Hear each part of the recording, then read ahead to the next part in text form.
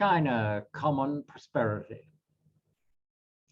This is David Roach, Quantum Economics, Independent Strategy. Whoever you are, wherever you are, whatever you are at, welcome.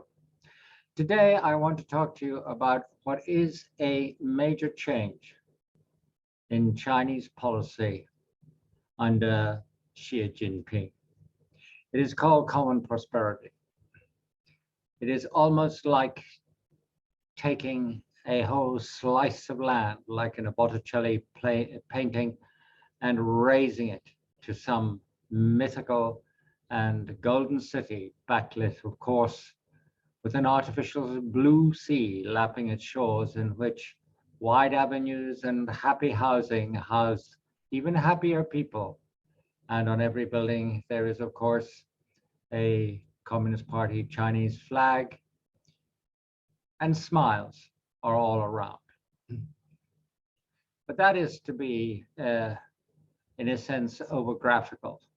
It is true that this particular experiment, called common prosperity, aims to create a new middle class, not an egalitarian proletariat, but a new middle class out of the wood and rock of the Communist Party by hewing it out by social measures. So if you go back in history and you wonder how we all became middle class, basically our ancestors crawled out of the hellish vision of people like Blake and Dickens about the Industrial Revolution, which was, of course, an overly negative view, because in the end, it did create common prosperity to a very great degree in most of our societies. And indeed, China has already created a very large middle class. But this is different. Let me define what we are talking about here. We are essentially talking about the end of Wild West capitalism. So in the same way as it really came to an end in the United States with the robber barons, China is drawing the curtain on its own robber barons, the great well-known names which created enormous personal wealth, and then created, of course, a challenge to the Communist Party, which the Communist Party has now been dealing with effectively for nearly 1 year. We will go into that in a minute. So that is over. And now economic success is going to serve the people, not in the extremes of what I will call the robber barons, and not either in the common proletariat approach of traditional Marxist-Leninism, but in a way that seeks as its explicit objective is to create a middle class in Chinese society through a series of social and economic measures. Now, those social and economic measures are, at the moment, not vague in description, but they could fill many hours of video. And they are not laid out in what I would call a coherent economic plan for achieving them. But they have characteristics. And those characteristics go back actually to the Central Party Committee meetings in 2012, when common prosperity was first set, not as a slogan, but as an objective.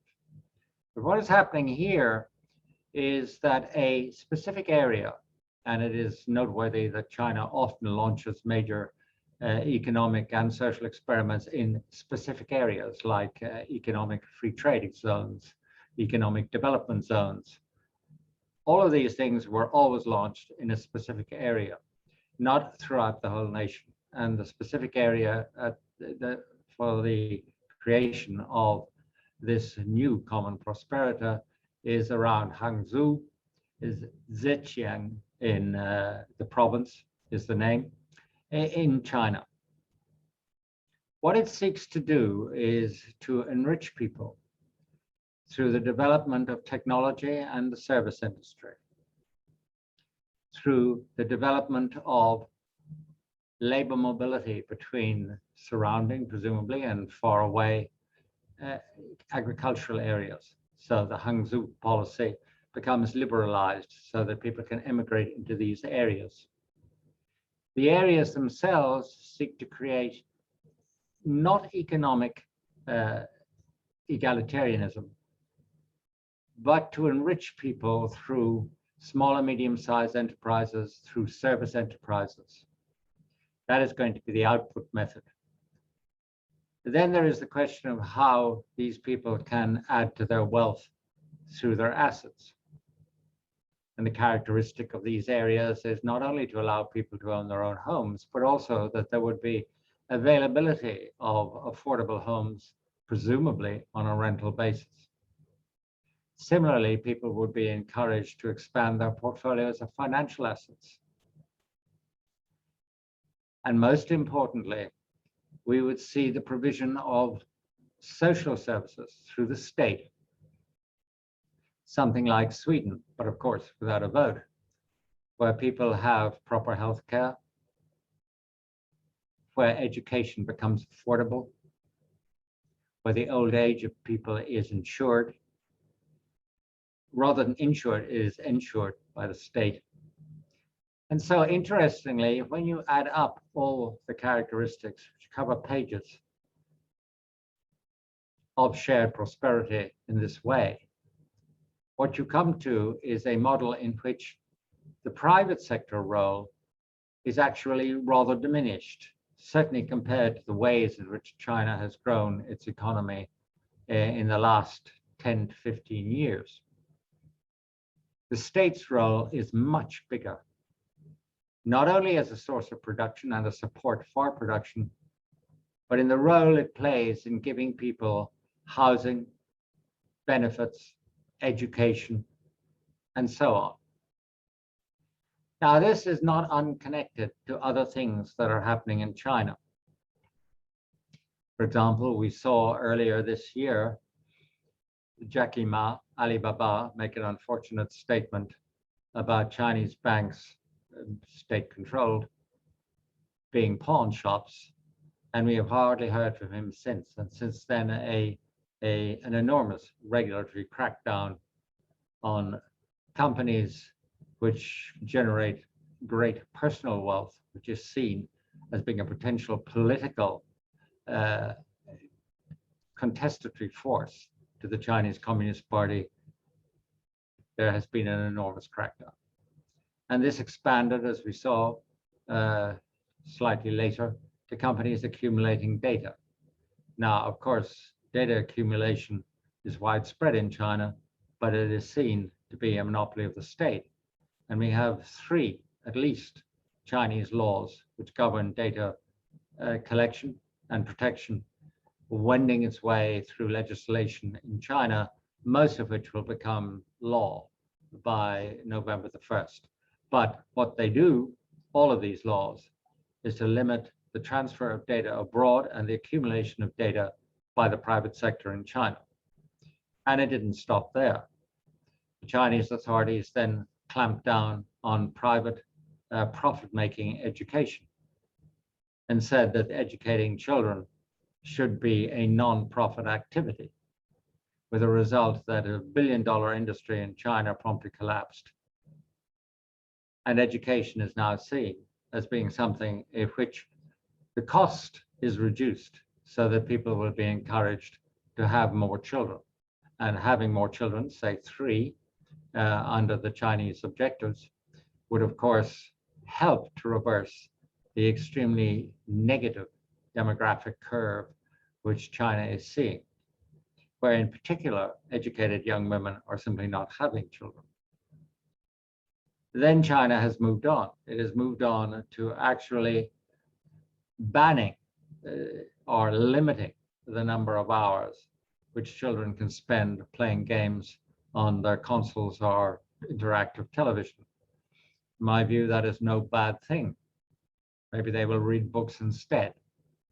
But the reality is that China has, again, moved to change the nature of the way that society works. And it is quite clear that the reform process, the creation of shared prosperity, is not going to stop there. Next in line, I would say, is healthcare and housing, both of which represent prohibitive costs in China, particularly if you want to grow your younger population. Now, it is easy to say that this is all posturing. But in China, a shift of these proportions, backed by Xi Jinping and made a part of his ideological legacy and current study, by the way, as his thought has now got to be studied throughout the education system in China. These are never empty political slogans like in Western society. They result in action. Now, this action is very important to how we view China. We are in the middle of a big change in how the Chinese economy works, and therefore, of course, how Chinese society works. We are moving away from the period in which economic success resulted in enormous personal wealth. We are moving to a period in which economic success is spread not on an egalitarian basis throughout society, but is dedicated towards the creation of a middle class, which itself is a magnet to draw people who are not in the middle class into the middle class by allowing them to participate. So a much freer movement of labor, a much better distribution of education, and less pressure and elitism within the educational system to allow children to be children, and also to allow a greater and more widespread participation in the benefits of growth to the broader range of Chinese children. Now, you as a foreign investor need to be aware that this constitutes an opportunity, but it also constitutes a risk.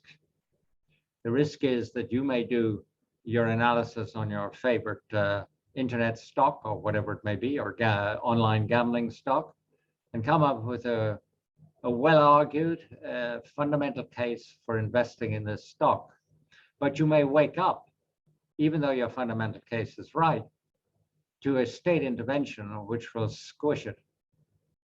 That has been the story over the last year, and it is the reason why Chinese stock markets have underperformed.